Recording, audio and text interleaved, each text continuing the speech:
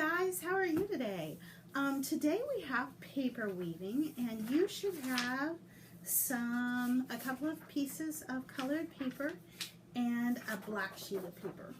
And I want you to start with that blue page. This is your base, and you see some lines on here. Those lines do not go all the way down to the edge, so don't cut all the way through on this piece of paper.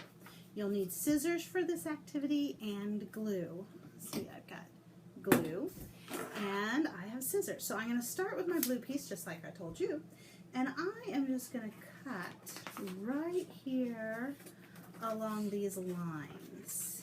And I'm not going to go past the edge, because if you go past the edge, you'll regret it. Because we need that edge to kind of keep our paper where it needs to go. Now, if you are very young, like kindergarten or first grade, you might want your mom to help you with this part, because it does make a difference if your cuts are straight. But this is an excellent exercise. It really trains your fingers and your wrists to do what you want them to do. And that is always a good thing when you are in control of your own hands, right? All right, I have about half of my strips cut. And I'm making really sure that I'm not going to go all the way to the edge. Whew, I've got 2 more cuts to do. One and 2. Okay. Now, if you look at this, it looks like this, and it looks all fringy. If you were skinny enough, you could make a grass skirt and do hula hooping. But we're going to set that aside for now. And we're going to go over here to our other 2 pieces of paper. And we are just going to cut along each one of those lines so that we get stripes. Okay, and I'm being really careful to line those up, and I'm going to cut both of my pieces of paper at the same time. And you can do that too. If you are not as confident with cutting, it might be a good idea if you just cut 1 page at a time. But let's see, if we're cutting 2 pieces at a time, I've got 1, 2, 3, 4. I've got 3 cuts, which means that I've got 6 strips. Now I'm doing 4 cuts, which means that I have 8 strips. You can count by 2s. 2, 4, 6, 8. Now I'm going to have 10. Because 2, 4, 6, 8, 10. And then we're going to do another stripe. So this means we'll have 12 strips, because 2, 4, 6, 8, 10, 12. And then 1 last cut so that we have 14 strips. And actually we'll have 16 strips. So I've got 1, 2, 3, 4, 5, 6, 7, 8 strips that are all the same size. This very first one that I cut off is a lot smaller than the others, so I'm going to set it over here. I'm probably not going to use that. I am going to start with a yellow piece. I'm just going to put all of these over here, because it doesn't really matter if they're neat and tidy or together or anything. I'm going to start, and I am going to take this and just string it right through my page so that it goes over and under each one of those strips of blue, so that I have my yellow is going over and under, over and under, over and under, all the way down to the end. And then I'm going to push it all the way down to the edge. And this is why we did not want to, we wanted to make sure that we did not go all the way to the end, so that we needed that blue stripe at the bottom to keep us you know, where we need to go. Okay, so I did that one with yellow. So I'm going to do orange the next one. And everywhere I went over, I'm going to go under. Does that make sense? So this one is over on the blue one. So I'm going to go underneath of that one. So I'm going to go under. And then the one, I'm going to go over and under and over and under and over and under, all the way down to the very end. And when I get down there, I'm going to take that orange piece and push it all the way down so it's right next to my yellow.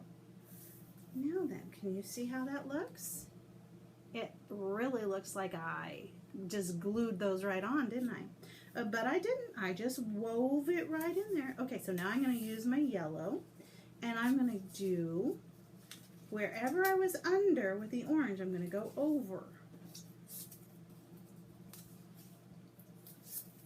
All the way down, all the way down, all the way down, and then I'm going to push this all the way down so it's next to the orange again. And then I'm going to grab an orange slip and I'm going to do it again. Just making sure I go over and under and over and under, all the way down to the end. Sure that all lines up. Oh, I'm done with the orange one. I've got it slid down. I'm going to use the yellow. There's my yellow. And again, I'm going to, everywhere I was over, I'm going to do under. So my goodness, I hope you guys are really coordinated, because this takes a lot of thinking to remember where you were over and under, doesn't it? Okay, I've got the yellow in. I'm going to go do the orange again. And I think this is going to be my last strip of orange, because I want that edge to be blue just so that it matches the blue on the bottom. Okay, we're all lined up. See, I've got, now you can see that I've got a blue edge at the top and a blue edge at the bottom. Now, if you, this is kind of cool, isn't it? You can see that it's all woven in and out. But I would like it to be pretty stable so that I can pick it up and look at it. So I am going to, uh-oh, I lost a piece. My yellow snuck out where it wasn't supposed to be. I am going to take my scissors and just trim a tiny bit off of my blue on that side, just so it gives me a little bit deeper border on the side.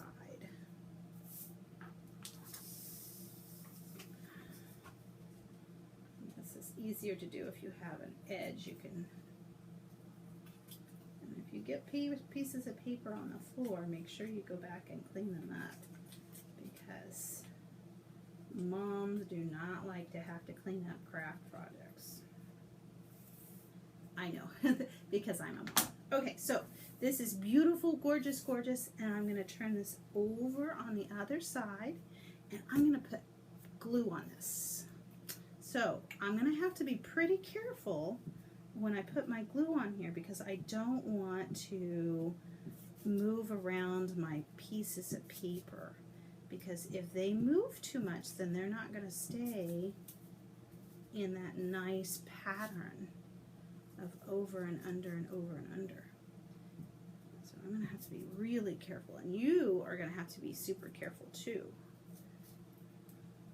See, I've already screwed mine up. I've got to be really careful and put things back where it belongs. Huh?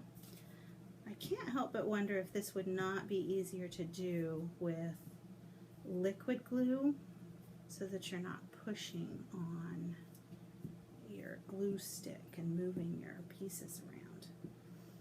But I have a glue stick, and so that is what I am going to use. Okay, I've gotten all the way around the edge, with my glue.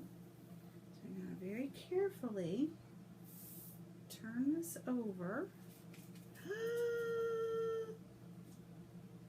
It's fine, it's fine. We can stick things back where it belongs.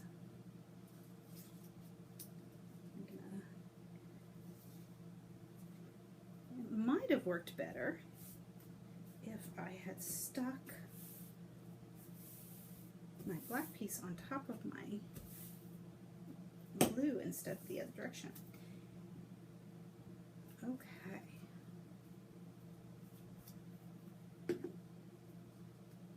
I think I am satisfied with my project. There you go, guys. I know, right here is one that's sticking up the wrong direction. And then my yellow kind of flipped out, didn't it? Bad yellow. Okay, there we go. How's that? Well, thanks for joining me, guys. We'll see you again next time. Bye.